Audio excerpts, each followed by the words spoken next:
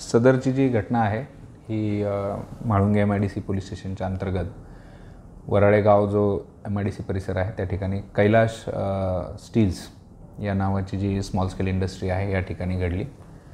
ज्यांच्यावरती हल्ला झाला ते अजय सिंग हे त्या कंपनीचे व्यवस्थापक आहेत, मॅनेजमेंट संपूर्ण या ठिकाणचं पाहतात।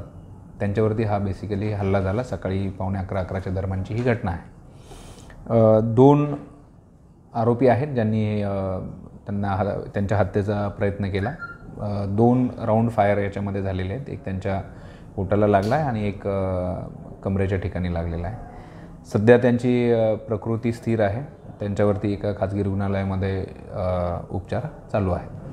हे जे आरोपी आहेत त्यांचा आम्ही संपूर्ण आमच्या 10 ते 12 टीम्स या कार्यरत आहेत।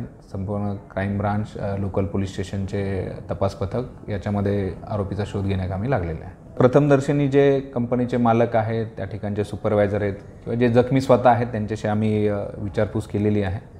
तर प्रथमदर्शनी हा खंडणीसाठी किंवा व्यवसायातून झालेला आहे हा हल्ला असं निश्चितच वाटत नाही आहे।